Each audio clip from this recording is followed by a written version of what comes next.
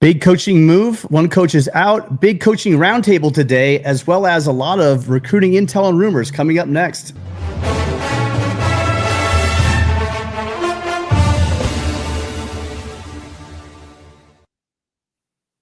There's never a dull moment when you're covering USC. That's for sure. Today, there was a lot of information coming out of USC with the coaches kind of doing like a little car wash going through and each of the media going around and asking questions. Our own Ryan Dyrud was there to ask questions of the coaches. We're all pretty much aware of now the Bennie Wylie news. Bennie Wylie, strength and conditioning coach at USC, has been released of his duties at USC. The statement came out yesterday as well. And then there are some really big names out there that are swirling around that are getting closer and closer to recruiting. And USC already has the #1 recruiting class, but this thing is just getting bigger. All these things plus your topics. Remember, this is your show, 888-997-4539. Give us a call. I'm here with 3/4 of the usual USC channel people. We don't have the coach here, but we have Jamal, who's here with me every week, and Ryan here tonight. Guys, how are you doing? What's up? How are we doing? Thanks for having me on. Madman, what's going on with you, brother? Doing well, guys. Great to see you both. Ryan, it's always such a pleasure. Tim and I get to see each other every week, but, Ryan is like a lunar eclipse. I don't get to see him as often as I want, but when I do, it's spectacular. So great to see you, brother. Yeah. Well, I was here last week since you were gone, and we just miss each other. It's like that fill-in, I guess. Oh, look at Coach. Look at Coach chiming in. Coach Rowe, what's up, baby? What's up, Coach? So Ryan, you gave me that news really late yesterday. It's like, hey, Tim, listen, I know it's kind of late, but we could go and see the coaches tomorrow. There's gonna be a round table, and unfortunately, I couldn't move things quick enough. But just what was your reaction? Again, we did this in the fall. We got to see the players and the coaches, but this spring, which has been a departure from previous years, we didn't get to talk to the position coaches, and I think they were saving it for this moment, where you guys got plenty of time to speak with like a newcomer like Rob Ryan, but also talk to all the coaches about the changes here in the spring. What were your initial thoughts of that little break that you had? Yeah, it was cool, man. It was cool to see them all, hour which each side of the ball. So hour with offense, hour with the defense coaches, all the assistant coaches. So, I think a good opportunity to kind of get to know some of them and talk much. And, these things always, being at Media Day, Tim, and anything we've gone to, any events we've gone to, Jamal, it's like, how much do you really get out of these? It's not just kind of coaches talk, but I think it just showed kind of the vibe and culture of the program where it is that we've talked about a bunch. And I think that trickles down to all these coaches and what they talk about. If we're going like kind of specifics, and I don't want to just talk for 10 minutes straight, so I'll let you guys chime in, but I talked to Coach Hansen a lot, new offensive line coach, obviously tight end coach last year. And the theme of the whole staff is like, there's no starting spot locks. I think that's more of a coach's speak. Obviously, I think they do have some guys penciled in. But the thing I kind of took from it is, as of now, your starting five, which I'm sure we've all talked about, is looking kind of like the five that we expect, with John Ray Reed being there at center, DJ Wingfield at the guard, Alani Noah at right guard, and then your two tackles of Tobias Raymond, and then obviously your starting tackle from last year over there at the left side, Elijah Page. So, but Justin Tanow, he said, has done really, really well. He actually spoke really highly of Elijah Vicona, the incoming freshman. Dude walked by us. It was cool because it's in the John McKay Center, so you see all the coaches and athletes just continually walking by. And Vicona with Husan Longstreet walked by, and Vicona is a mammoth of a human. I mean, I'm sure you saw him at practice, right, Tim? Yeah, oh yeah. He is huge. 6'8". It's funny though, because he fits in though, Ryan. I mean, it's almost like these. If you cover the team like even 2 years ago, and then you're looking at just wall to wall, the guys that are walking up the little ramp there and onto the practice field, it is sizably different. And I don't mean guys carrying bad weight. I don't mean guys that look like you're seeing guys that are huge, that are insanely coordinated. So yeah, Vicona is, although of all the big men, he seems like he's that mountain, like there's, what was the show? It was on the Game of Thrones. There was like the Hound. And then also, no, look at his big brother, dude. And that guy's even bigger. That's kind of probably your Vicona situation right there.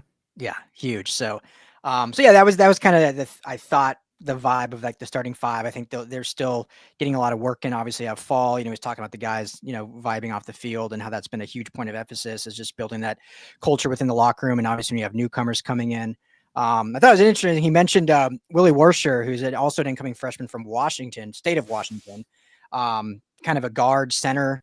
And he played, I didn't really realize this because a lot of these kind of recruits, you can't see everything, but played like a wing offense. So never snapped shotgun, never really had any passing. It was just all a running wing T offense.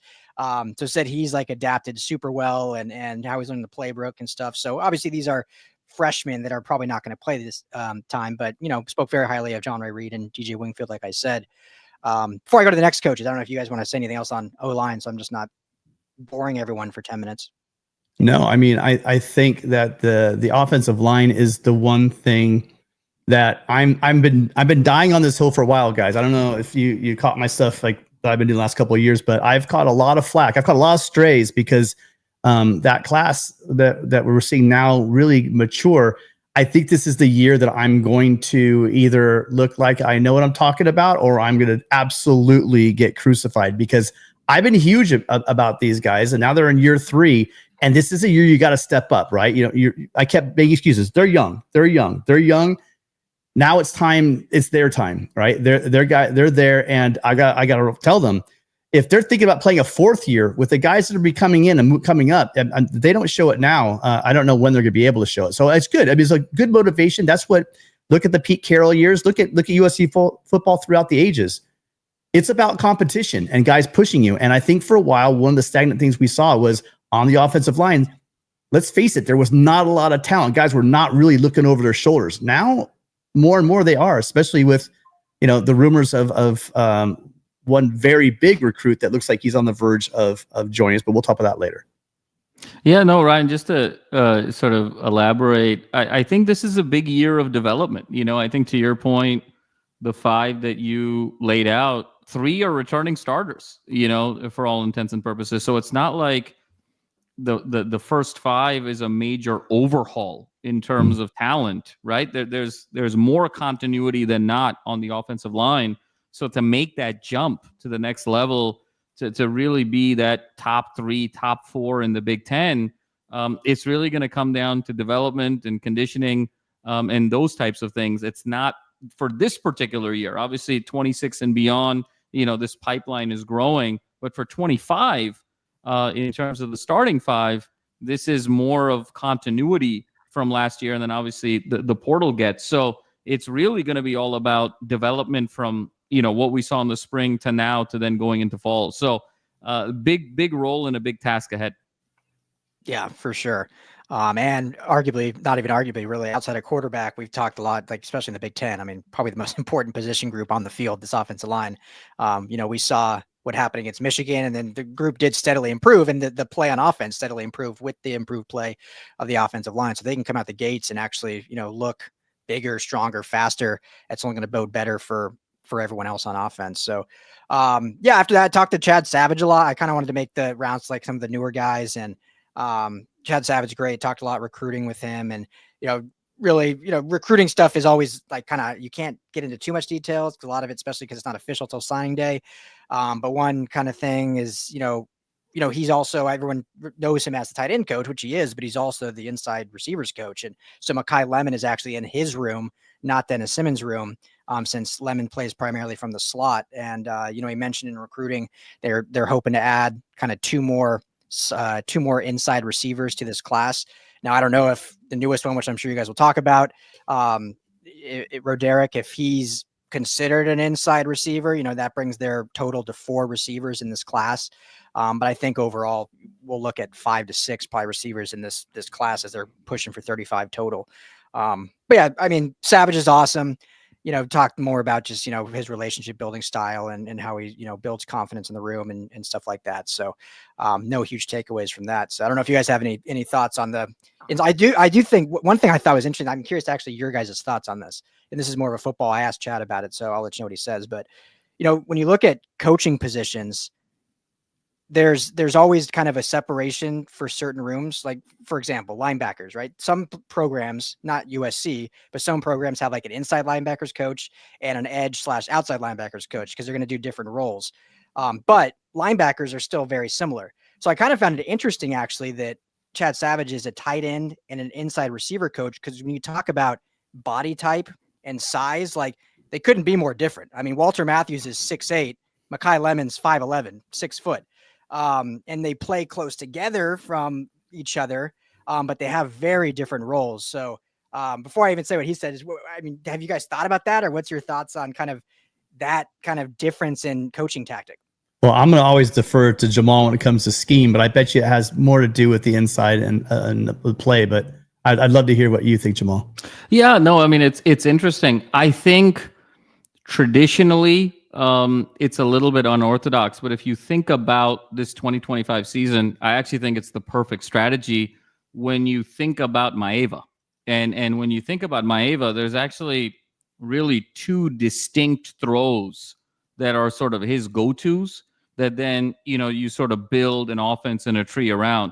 He's big on obviously the deep ball and the go routes and, those jump balls where guys like Lane and Lemon really excel. And that's why those two in particular separated from the pack of last year and whatnot. But then when he gets in trouble, if the deep ball isn't there, he's always kind of looking at that first read inside weapon. It's one of the reasons why I think he built a connection with Kyle Ford last year. And so the fact that you're separating, those two very distinct throws and distinct styles of Maeva as really kind of the two pillars of his game, and then you can sort of build variation off of that. I think it works really well for 2025. I think you have to sort of adjust and adapt depending on who your quarterback is going to be that particular year. But for this particular year, with Maeva and his tendencies, I really like the approach. Yeah, I think it's a great point, and I think that'll be a positive consequence of it. He had mentioned that because he was a tight ends coach at Nevada and then a receivers coach at Colorado State, it was an easy blend since he coached both rooms, and then able kind of to blend the two, being versatile and in their own right, still being very different positions in what they do. I just found that interesting because it's like they are very. I mean, again, I've brought this up. I wasn't very good, but I played slot receiver in high school, and it's very different than tight end. So it's kind of funny combining the rooms in a bit. And he said, like, there's times in the meetings room where they're basically like, okay, for 10 minutes, I'm talking just receivers, tight ends do this, and then combine them back. But just a little. Yeah, Ryan, it's interesting. Like Kyle Ford last year, right? Like there's sort of a world where he's a tight end, and then there's also sort of a world where he was slot a lot, and so. I think those types of sort of hybrid roles and Maeva really resonated with a Kyle Ford, particularly in the bowl game, as his kind of safety blanket whenever he kind of needed that 3rd and 6 or he needed to be able to move the chain. So I think meshing those two for a Maeva, now when you think about in the NFL, an example, like there's a big difference between Gronkowski and like Julian Edelman, to your point. But I think for this particular iteration of USC football with Maeva as quarterback, I actually think there's a lot more blending of those two roles than what we would think traditionally.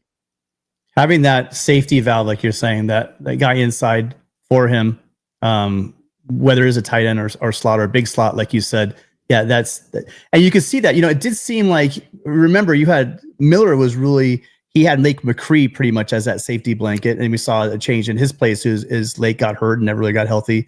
But you're talking when we're talking about the big receivers like Kyle Ford, correct me if I'm wrong, but it just seemed like Kyle Ford throughout the year, he didn't get a lot of looks, but it just seemed like when you needed a big 3rd down, wherever it was, Kyle was showing not only his size and maybe even his speed, but his athleticism on some of those plays. I remember he just flipped into the end zone right in front of me during the season. And to see a guy that big, that's what really surprised me. And I think we talked about the offseason, Gabe and I, just about why didn't Kyle get more play in that game? It just seemed like, with maybe the different quarterbacks, it just didn't seem like the quarterbacks and the receivers ever got on the same page, because there was just so much. It just didn't seem like there was an identity in the passing game. It just seemed so hodgepodge all the time from game to game. You see some guys step up, another guy step up, but it just seemed like there's no continuity. So I'm glad. What you're saying, Jamal, is really encouraging for what might be happening on this side and having that kind of a safety blanket. But yeah, Yeah, I'm excited about that as well. Kristen, thank you so much, Kristen, for the donation and for being here to support as well. And we got our guy Brandon Jones. Thank you, Brandon, for being here as well. Right on, man. Yeah. So, all right. Well, and then on defense, I'll go kind of quick here, but talk to Doug Belk. Doug, I mean, I'll just say this, like, unless he doesn't want to, I'll be shocked if Doug Belk's not a DC somewhere next year. I'm surprised he made it another year, to be honest. I just think he's a really good coach. His communication skills are great. His recruiting, I mean, he's a top 5 recruiter in the country, year in and year out, and obviously was a DC. So talked to him for a while, but the name that he kept bringing up, that I think we talked about last week, Tim, when one of the callers was asking about kind of a breakout guy, and he kept bringing up Christian Pierce, safety, who many know was like a big hitter coming in, like dude could lay the wood, but he says he's improved so much on all of the other aspects of his game. And he's definitely going to be a guy that we'll see a lot, alongside Kamari Ramsey and Bishop Fitzgerald. So I think Christian Pierce has really made that next step to be really involved in this defense. And he mentioned the young guys. Marquise Gallegos is another name that he brought up that, people forget about in that 24 class. Isaiah Rubin, I think that's a name that not a lot of people know, because obviously when guys aren't playing, like, why would you know that, especially as a fan? But Isaiah Rubin said super versatile. I believe he was from Los Al, I think. Los Alamitos, yeah. So super versatile. They can play kind of all over that secondary and whatnot. So, yeah, I mean, we've talked about this theme before. I know we have, Jamal, about just Dan Lynn's defense. Like, you got to be a versatile player.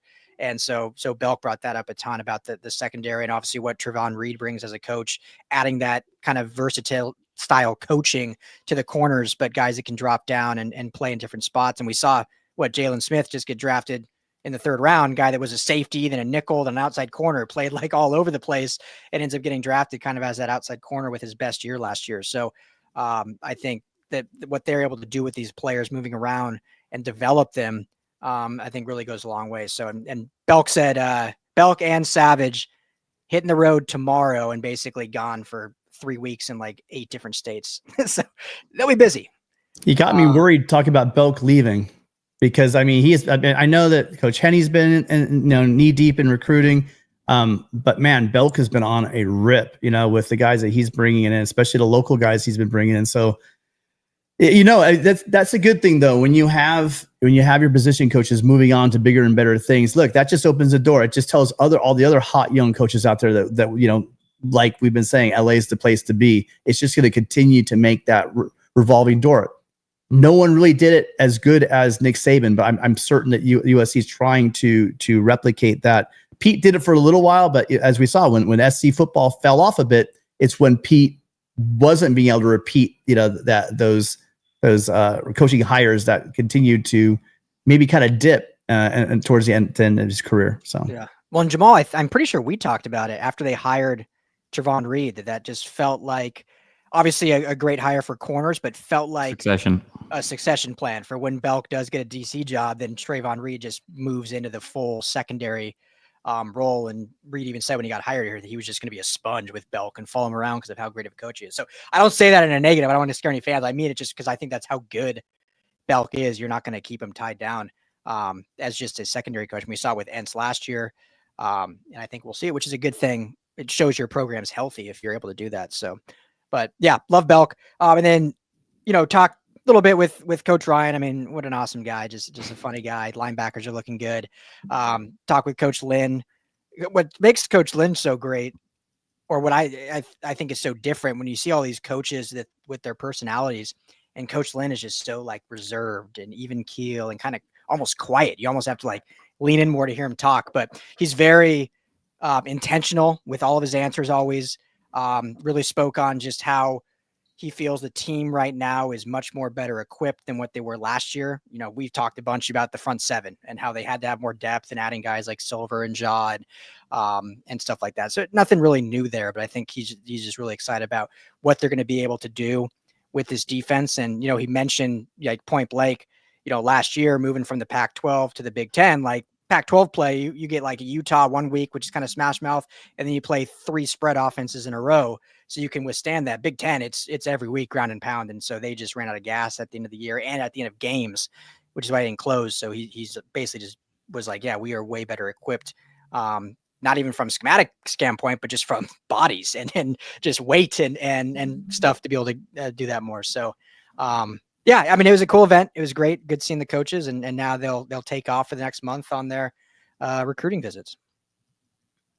Yeah, great stuff, Ryan. I mean, I think what you said really resonated in, like we talked about the Reed-Belk relationship, but I also see a very similar parallel with Ryan and Lynn, right? It's Ryan also feels a little bit like the succession plan. I would personally be stunned if Belk came back for another year after this year. I'd also be pretty stunned if Lynn came back for another year after this year. And so, that's the beauty and the curse of having such superstar coaches. But Tim, to your point, that's why it opens the door. It creates that pathway for the next group that has either accomplished a lot in the NFL and is kind of coming back to the college game, like Ryan is, or up and coming guys like Reed. So that's going to be the interesting interplay. And I think having those succession plan coaches in place, what that does for you is it creates continuity with the recruiting, because if you lose the coaches, right, all this momentum of 25, 30, 35 guys, the number one recruiting class, it goes away because that primary attachment is to your position coach. But if you have created that succession plan and there's almost this like duet of coaches at every key area and they're going on the recruiting trips together, then even if one moves on to a bigger role in another program, recruits are much more likely to stay and continue their career here at USC. And that's what you really want. You want to be able to build not just excellence, but continuous excellence. That's the difference between those truly elite programs and everybody else. So just sort of interesting there in the interplay. I think that's why you just see redundancy everywhere in this front office. I think by design, whether it's coaches, whether it's the general manager room, you're generating this redundancy because you're creating a superstar sort of coaching staff in front office. But with those superstars, comes other opportunities. So you want to be able to have that succession plan in place. So that's, I think, the part that's been really encouraging. And one thing we do know that we're probably getting spoiled because you worry about it is the hires that have been made. Yeah. I mean, even before you bring on a general manager like Chad Bowden, I mean, just what they've been able to do over the last, what do you say, about 18 months, whatever USC's been able to do, it's just been hitting. We're going to need to see it on the field, but there's really no solid football reason why the group that they've amassed is not going to be highly successful. It's going to be how quickly can they get these young pieces together? Do they have the depth at certain positions? And is Tim going to look like an ass when he made that huge prediction about how good this offensive line is to be? That's going to be our three big questions. And if that's yes, then the VIP who just called in on the VIP line, because I recognize the name who called in, is probably be very happy. Hi, Coach. How you doing? What's going on, man? Ride Die Tim. How are you guys? Long time no talk, buddies. Yeah, good to hear from you. What are your thoughts on the stuff we're talking up here today? It's good, man. Like it's going in the right direction. I thought you guys were going to talk about the most important coach being lead that I found out today at practice. Stuck on the 91. I'll crash into Tim guys' comments, but no, like it seems like there's a good plan in place. Jamal hit it spot on. It's like it seems like Lincoln Riley is preparing for the next move, right? It's like, all right, we lose one guy, we got another one there in his place. We're not losing anything.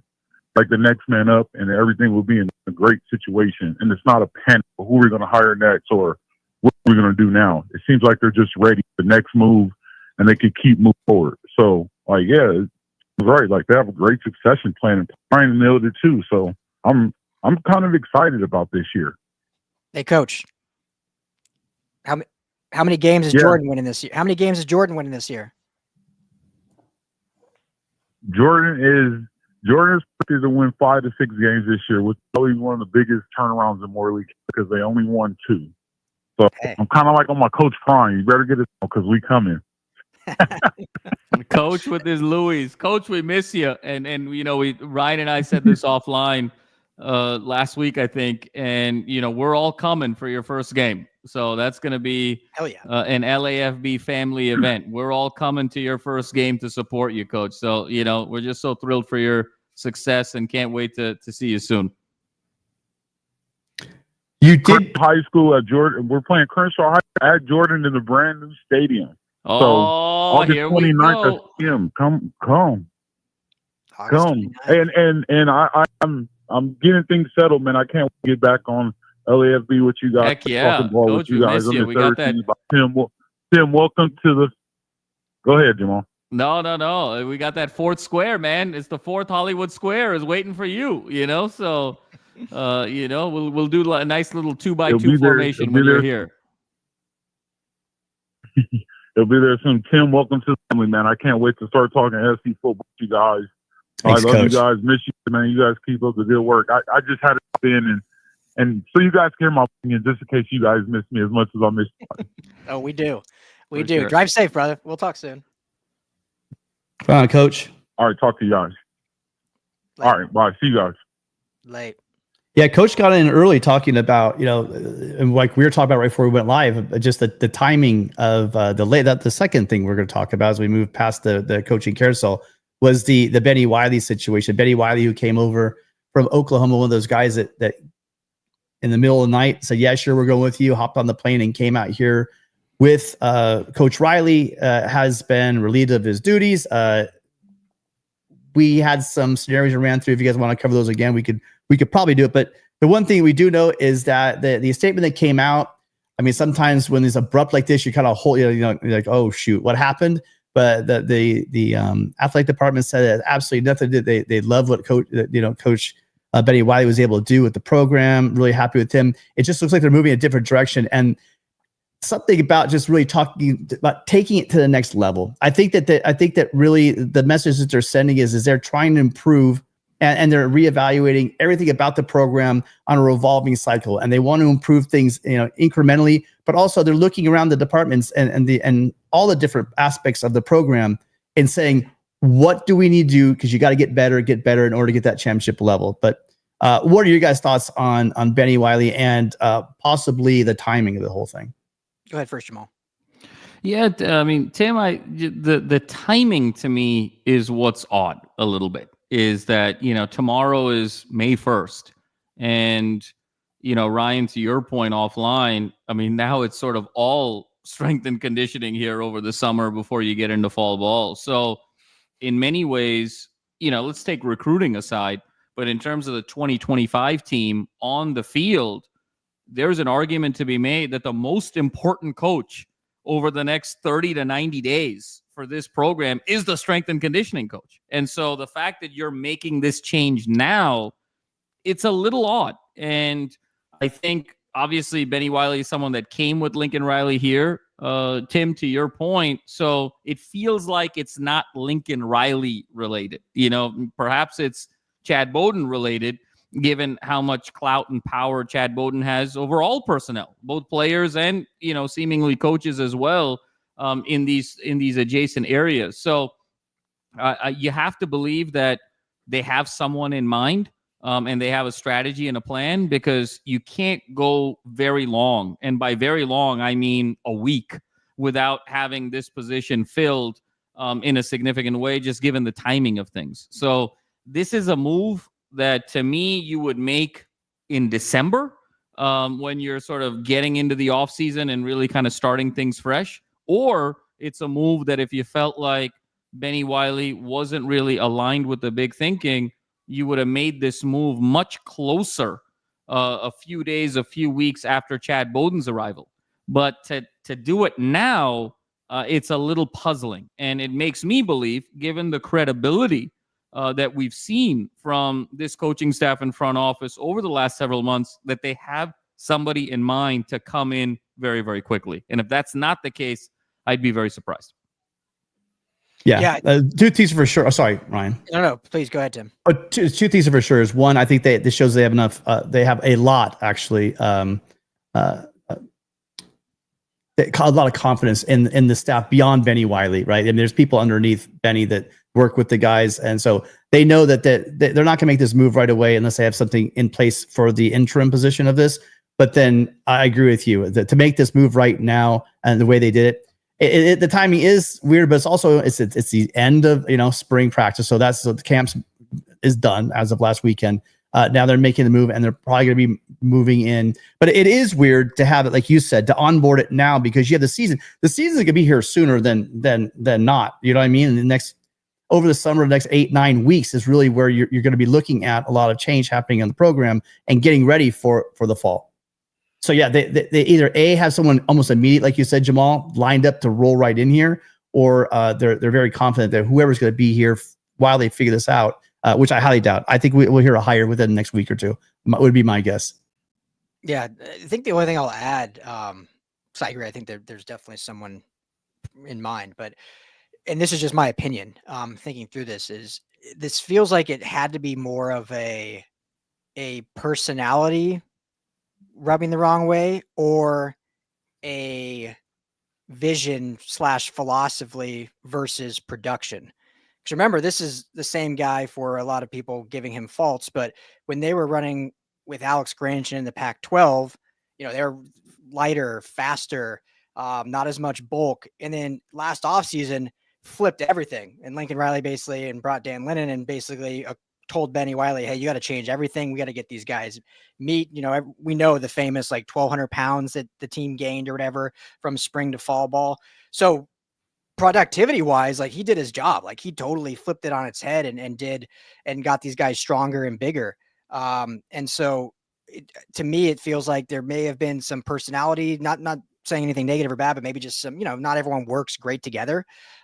Or if it wasn't that, it was more of long-term vision of how you get to where you want to go. And someone like a Chad Bowden said, hey, I think this is a better philosophy of where we want to get. And so tried to make it work for a few months, see if the philosophies could align. When it didn't, they figured after spring ball, make the decision right before, because they got a few weeks till summer. They got basically till June until the summer program starts. They got a month till it really kicks off and the recruiting cycle's over in May. So that's just my opinion. I have no idea what's right or wrong, but it feels because of the timing of it that makes more sense. Yeah. Or God forbid something bad happened, but I don't even want to get down that road. So no, Ryan, I agree with you. I think the only, as you were thinking about it, I was as well. The only other element to this is, does Bennie Wylie have the right level of judgment? And the only reason I would bring that up is, to your point last year, yeah, everybody got bigger, but was bigger better in all these cases? Last year, I mean, we saw what happened with Zach Branch, right? He got sort of bigger and slower. And then we saw what happened with Shelby. He got bigger and slower. And so there were a lot of guys who actually sort of lost the magic that they had the year before. They lost that first step. They lost that explosiveness in the name of, hey, we just got to get bigger because we're in the Big Ten. So maybe a Bowden came in and saw that, hey, okay, Bennie Wylie is really good at sort of following marching orders in these sort of just grandiose things hey, we just got to get bigger. But did he have the judgment to be selective and who needed to get bigger and how they got bigger and how they got stronger? And perhaps that was missing. So maybe it wasn't a trust from a judgment perspective, or the more likely scenario, I think, Ryan, to your point, is maybe it was just sort of a personality clash, because I can't get past the timing of it, with tomorrow being May 1st. And more of a vision thing too, because I think I brought this up to you guys a little bit on the backs of that. I think everything you guys just said probably make a heck of a lot of sense. But also, they're not building that massive new football-only facility. One of the big things they're hyping about it is the recovery, is the state-of-the-art equipment they're going to have in there. And so far, since Chad Bowden's been there, it seems like it's clear what they're selling. Yes, they are selling NIL without a doubt, but they're selling a route to the NFL. And so your body is really your business. You know what I mean? And so the guy that's in charge of shaping you, cutting, I don't know, a tenth or, 1500ths of a second off of your 40 time, who's going to make you that money, because we all know the underwear Olympics is so big, and that's why that some of these guys drop. They're great football players, and for some unknown reason, they fall the 5th, 6th round because they don't really perform well in these little events they have for them. But when they get into the league and they play 15 years or 8 years because they're football players, these guys want to be in the best position they can, so they don't get shortcut on that first contract. I mean, obviously, guys usually if they're football players will get that second contract. But I think they are selling, look, we're going to use state-of-the-art facilities, state-of-the-art group, and we're going to have you ready for the NFL when that time comes. So it's going to be interesting to see who they hire. I mean, maybe who they hire, you guys, will tell us a lot of why they made this move as well. So looking forward to that as well. So you guys, this is a call-in show. And by the way, thank you. There's almost 500 people watching right now at the end of April, which is pretty amazing. Deep into, and we're past. We're past the spring ball. We're in the heart of kind of the off season kind of right now, and we got now it's the real off season. What's that? Now it's the real off season. Yeah. Now it's the real off season. We got 400. We've got close to 500 people right now. I wish I could coax some of you guys over from my Twitter. We got 300 people on Twitter. Love to have you guys come over here too. We're trying to build the YouTube channel. If you guys do have a minute, cruise on over here right now. And subscribe to the show so you know when we're going live, because as news breaks, you know that Ryan has been doing almost daily updates on recruiting and coaching moves.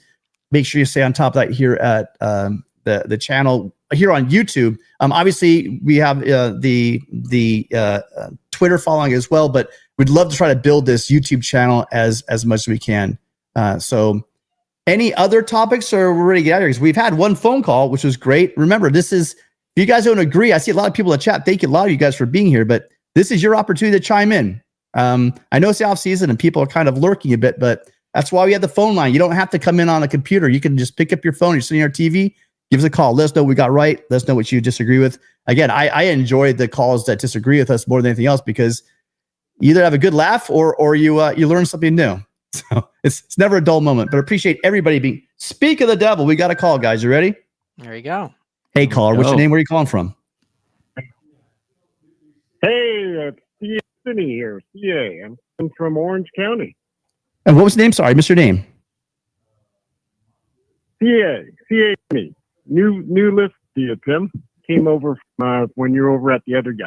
Great. Well, appreciate coming over here to LAFB, the new home of the Conquest call-in show. What's on your mind?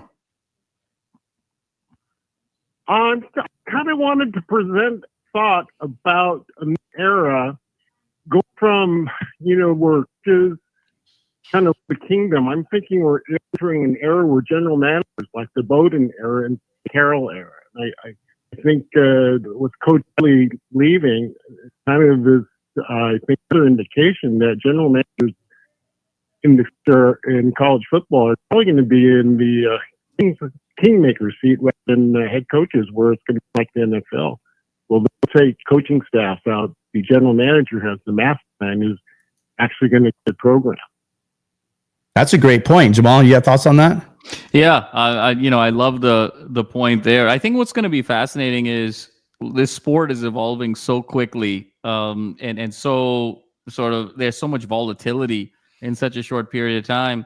I think it's going to be interesting what happens if the order was reversed, right? Lincoln Riley was firmly established as the head coach of USC, and then Chad Bowden came as the general manager. If there's a scenario where you have a general manager in place for a few years and then you're making a head coaching change, that's going to be fascinating to see what the interplay is going to be between the general manager and the athletic director, and who's ultimately going to get responsibility in that final call for who the head coach is going to be. Because to your point, if the general manager is responsible for all of the personnel and now starting to spill over into adjacent kind of coaching decisions, then you would have to think that their voice would have as much, if not more weight than an athletic director who's really in a position to kind of fundraise and sort of oversee things at more of kind of a business alumni relations level than someone with the boots on the ground. So I completely agree with you. I think the evolution of the general manager is going to be really critical here. And I think, to Chad Bowden's credit, I think he sees that. I think he saw the opportunity that presented itself. And I think as much as he loved USC, to sort of his credit, and talking about his affinity for the Leinart and Bush days and wanting to really do it here again, I think the combination of this place, but I think this job and the evolution of this job is, I think, what's gotten him so excited and really prime position to potentially be the preeminent general manager in the entire sport. So I think it's going to be fascinating to not just see what's going on at USC, but at other big-time programs. If you have a GM in place and then you're making the coaching change, who's ultimately going to get that say? And I think that precedence is going to go a long way. And my money's on the general manager. Yeah. Go ahead, Tim.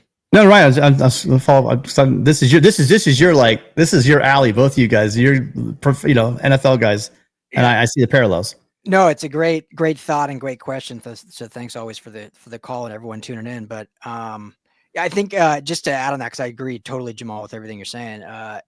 One of the thoughts when Bowden was hired, or just the talks of a GM, right, wrong, or indifferent, but everyone was like, oh, well, how much say are they going to have? Like, Lincoln Riley, is he still going to be the end all be all? Everything goes through him. And I think ultimately, in my opinion, Lincoln Riley does have final say. But when this hire was made, both parties said this was going to be a collaboration. They were going to work together to do whatever was best for the program, whether they agreed or not. And I think this move, we'll see how it plays out. Obviously, they got to make the right hire. But I think this move shows that Lincoln Riley really is leaning on Chad Bowden and also allowing Chad Bowden a big voice in this room to run things. And if everyone remembers, when Lincoln Riley went to 2 college football playoffs with Oklahoma, that was pre-transfer portal, pre-NIL era. 3 college football playoffs. And so when he was there, he was X's and O's and recruiting. He wasn't having to deal with all this kind of outside stuff. And obviously all coaches are now, so it's not just Lincoln Riley.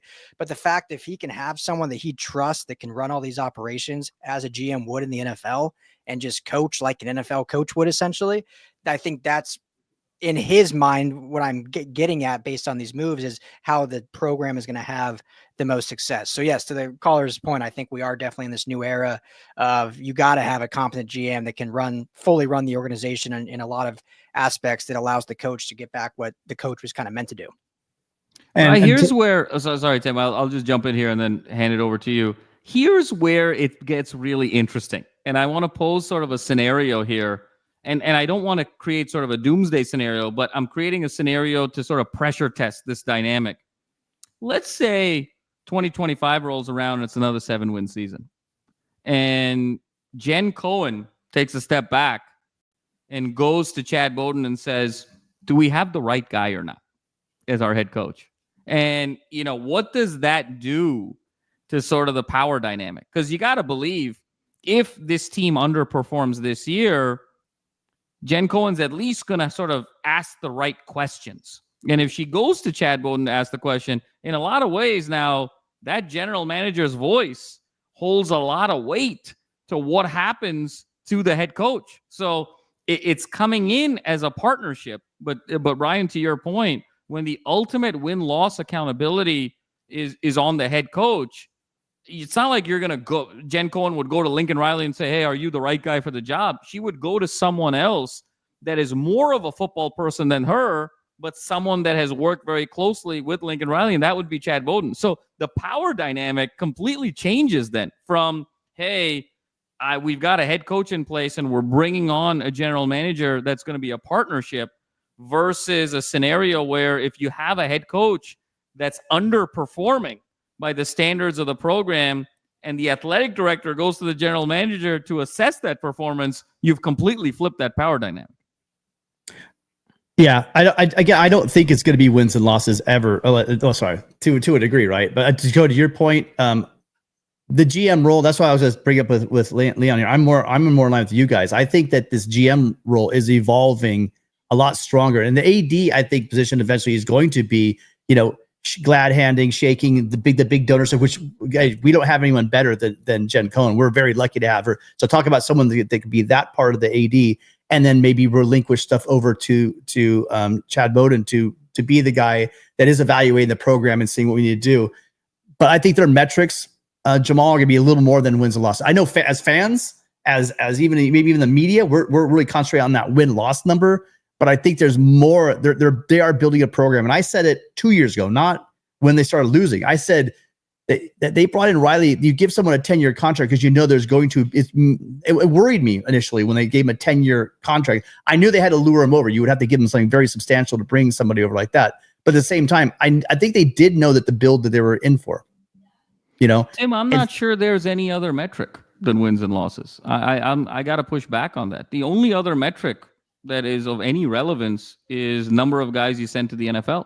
And if that's a metric that's on the same par as wins and losses, then you're Kentucky basketball in the John Calipari era. And Kentucky fans will tell you, it's great to have all these guys in the NBA, but we didn't win enough. So it will be, Jamal. I don't know what other metric there is, Tim. Well, really, I'm trying to say to you. You kind of said it just there yourself. How many did we get drafted in the first round this year? And we're trying to compare ourselves to the teams that are winning 10 games a year. I mean, let's face it. I love every Trojan on that field, but like you said, you look at the draft, you look at the wins and losses for two great metrics. They both go hand in hand generally. I'll give you a scenario. Let me give you a scenario. Ryan mentioned this, I think, earlier in the week. Michigan, right, Ryan? What 7-win team, 4 first-round picks, should have been 5. Their top corner, Will Johnson, was injured, and so he fell in the second round. I mean, is that okay? You had 4 first-round picks and you won 7 games. Are those metrics the same? Did Michigan have a successful season? He lost Jim Harbaugh and his complete staff. I mean, there are reasons why you look at what happens in one season, and so to look at it, I'm not saying ultimately you are judged on your record and at USC and schools like Ohio State, and Alabama, you're judged on your national championships if you have more than like 1 or 2. The fans here, regardless if they are 25 years old or they're 70 years old, USC, no one's gonna be happy unless you're winning national championships. 10-win seasons, you get tired of, oh God, another Rose Bowl win. When are we gonna win a championship again? That's what you are here. But what I am saying is if they win 8 games, it's gonna stink, because this team should be winning 9, 10 games, I believe. But when you look at that schedule, you look at still building and developing this roster, and you look at what's on the horizon for it.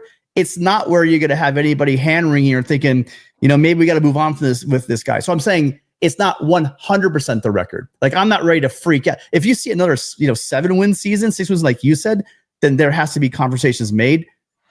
But again, what went into that 7 win season? Did they lose a couple of guys at these key positions, that they're going to be stockpiling over the next 2 or 3 years? It's the bigger picture. I'm not, I think that's what you're really looking at as momentum too. Because I've been looking at this season as the 2002 season. You came off that 2001 season where you went, you know what? We lost 6 games this year, but man, this guy, Pete Carroll, he's got these guys fired up. He gets these guys playing hard. We're not a laughing stock. We're not coming out of a timeout and getting a delay of game. I mean, the stuff was working, right? Then you had the 2002 season where you see, you know what? There's some solid young players on this team and with some really good veterans, but man, there's holes all over the place. This is probably not a national championship season, but look out. At the end of the season, Carson Palmer and that Orange Bowl, they had it looking like they could play with anybody. And then we saw what happened in 2003. So but Tim, I agree in with that case, it's still wins and losses. I mean, 2001 SC went to a bowl game for the first time in 5 years because of the Paul Hackett disaster. So it went from 6. The next year was 11 wins. The year after that was 12 wins. The year after that was 13 wins. The wins went up. I mean, so it sure. I mean, we can get enamored with sort of the bigger picture. There's a ton of programs out there that are 2 years away because of the recruiting class. You can be 2 years away for 20 years. And quite frankly, SC's been 2 years away for 15 years. So, at the end of the day, this isn't Little League. Everybody doesn't get a trophy. At some point, you got to bring the wins home. And when you're making $10 million a year, to say, oh, it's more than just wins and losses, this isn't Little League, Tim. Yeah, I get it. It's not Little League because you got to build a roster. And that's why you brought in who you brought in, and they made the shift to go towards high school instead of bringing in a bunch of guys mercenary. They went crazy in that first year, and you get to see they throw at USC. We have thrown the word around a lot, generational talent, a lot at USC. But guys like Addison, guys like Williams, that offense was just out of this world. So that was an anomaly. And there were some games that they should have lost in that season. And so you look at the next season where they lose against, they probably could have won. They were close. I'm not saying that ultimately you aren't going to be judged by your wins and losses. And I'm not even saying that, if there are a 7-win season, you have to start looking at leadership at that point, because now you've given Lincoln Riley everything he needs. And if you're winning 7 games, I don't care who you're playing, questions have to be asked. But it's really, I still believe that it comes down to how did they play? How did they play, and what are they bringing in? I don't want to cut you off. Great conversation. I got to jump. Unfortunately, my daughter's been knocking on my door for 20 minutes. So, if you guys keep going, I got to jump. Thank you all. Love you both. Love all the fans in here. Thank you guys so much. I'll talk to you guys later. Okay. Later, Ryan. All right, Ryan. Sorry, guys. So yeah, it ultimately comes down to that. Hi, Carl. I'm so sorry, Carl. We're just a bit nuts. Did you have anything you want to add to that? Oh no.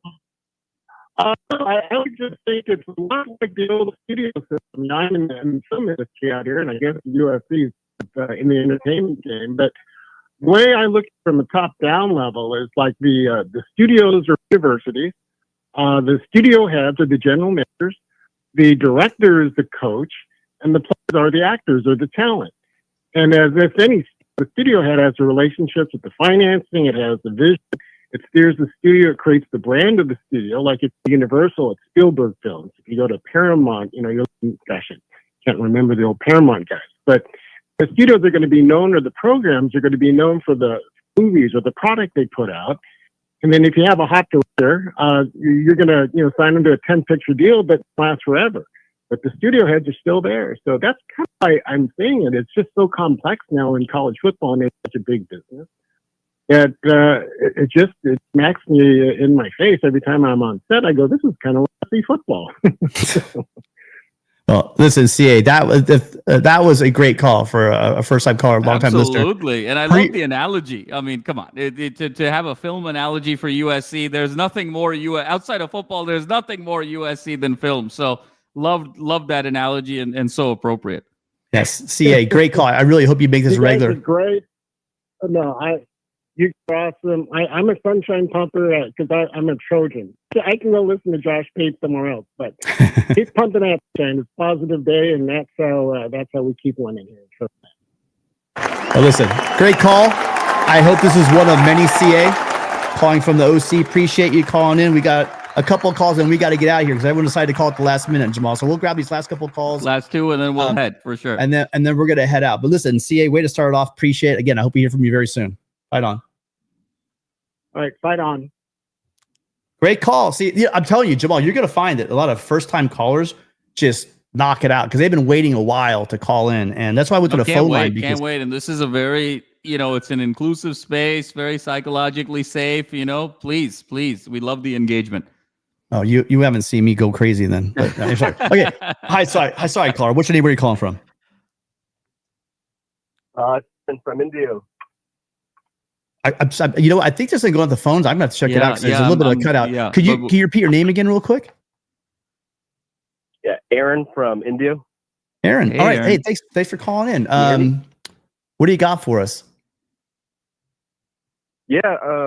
So I believe it was the 2-star composite with Gerard and forget his name.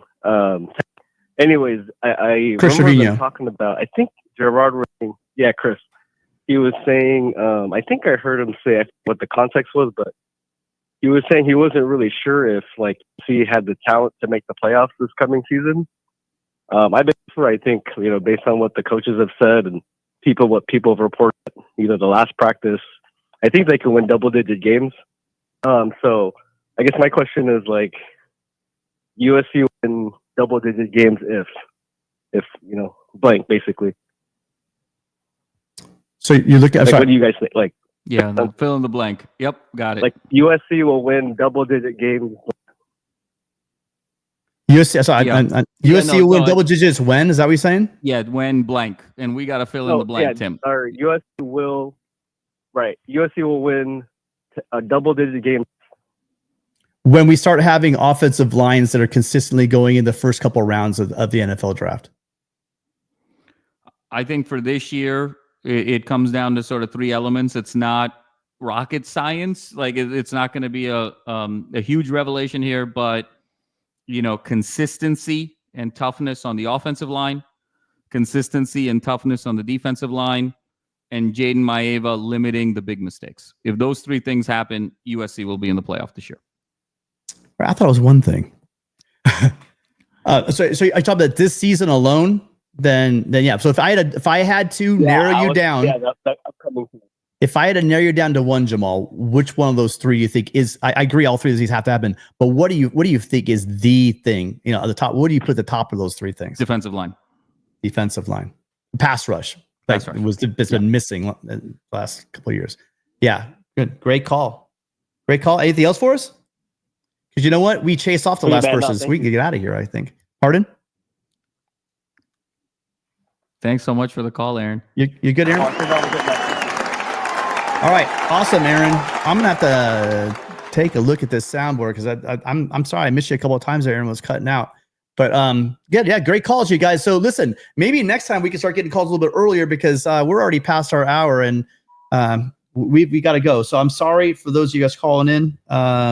Call next week. We'll be here at Wednesday at 7 p.m. We might pop on randomly for those people that have subscribed. Listen, now we're up closer to 700 people, 600 people that are here. Appreciate all of you guys being here. Would love to see some more of you guys over here on our YouTube channel, the LAFB football channel. Make sure you're coming over here and subscribing. We will be doing the show every Wednesday at 7. It's going to get really exciting as we get closer and closer. Once we get into fall camp, there's going to be a lot of news. And I'm telling you guys, before we leave, there's been a lot of talk about this great USC class. And it kind of goes really into what I just said to you, Jamal. It's been a long time since USC, and we brought in some really good and developed some 3-star and 4-star guys in the past 7 years. But it's been a while since USC goes in and says, you know what, we're going to take the best. Yes. In my opinion, and that's Keenyi Pepe at tackle. I don't care. They can say whatever they want. These recruiting networks, they're great at what they do. But if you've seen this young man move, and his footwork, and his hands, and his explosion, and his punch, everything this guy has is got written NFL first round draft pick all over him. Like there's a lot of times that people say that, throw that thing around, but Keenyi Pepe is that guy, Jamal. And I really think everyone's been whispering it. I've heard tons. I spoke to his dad. They were kind of thinking about what they were, when they're going to announce. I was trying to pry, and he wasn't giving me anything. But this was a couple weeks ago, actually, when I talked to him. And people are, and more people, he's getting some predictions, and it's closing. This is that piece. This class looks beautiful, and even if it ended today, it's a great class.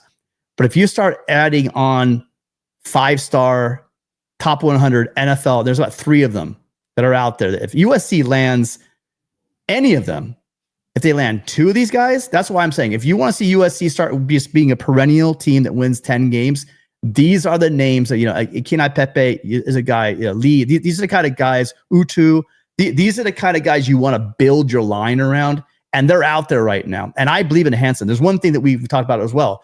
When he moved over from tight end to offensive line, the one thing I said right away was, one, he's the national offensive lineman by trade. But man, is he recruiting the crap out of that tight end room, And so I'm interested to see how they close this thing out. Jamal, your thoughts on Keenyi Pepe and some of the other guys that really are being whispered and are favored to come to USC. No, Pepe would be a massive anchor for this program, Tim, to your point, because just the skill set, number one. And I know we've got some great commentary. Look, stars don't mean everything, and sometimes stars don't mean anything. I think the some of the callers' points. I mean, Cam Ward, the number 1 pick in the NFL draft, was a 0-star recruit. So you have certainly exceptions to every rule. But when you look at Pepe in particular, and you just look at the feet, the explosiveness, the technique, the body, you're talking about, potentially one of the very best offensive linemen in all of college football for multiple years, and somebody that's going to make a big impact in the NFL. And if you can get that as an anchor player on your offensive line, particularly in the Big Ten, and how he becomes someone that then attracts other elite offensive linemen, other elite players in the trenches to come play for USC, that domino effect becomes very, very powerful and very, very palpable. So for all of the noise, as hard as this is to believe, for all of the noise that has taken place in such a positive way for USC the last 3 months, and all the splash in recruiting and everything, rightfully so, of being the number 1 recruiting class in 2026, if Pepe comes, that's the biggest story of them all,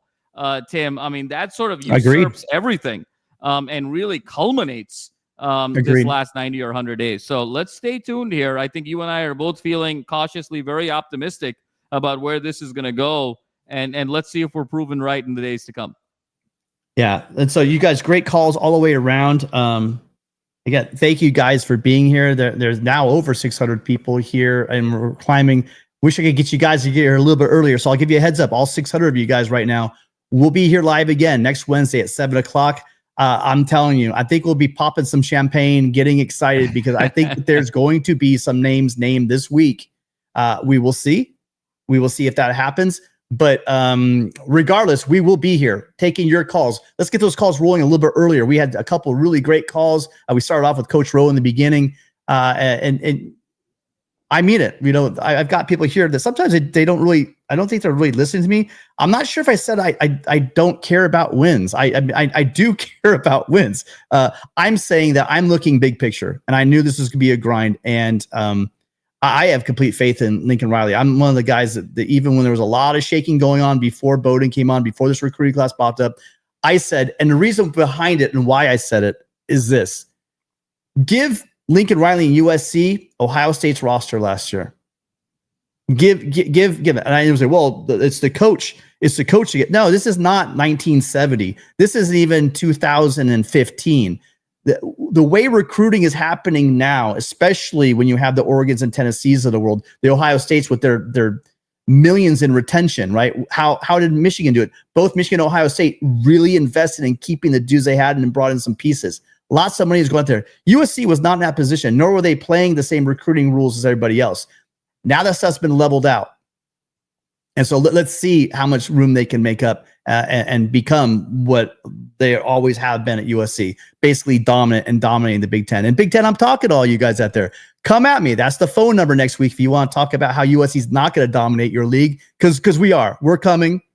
Get ready. We're USC. It's really just what we do. Love to hear from any callers that want to hate on that. So thank you guys all for tuning in. Jamal, last word? No, great stuff. Can't wait for next week. Thanks as always to everybody. All right, fight on, you guys, and we will see you next Wednesday at 7 p.m.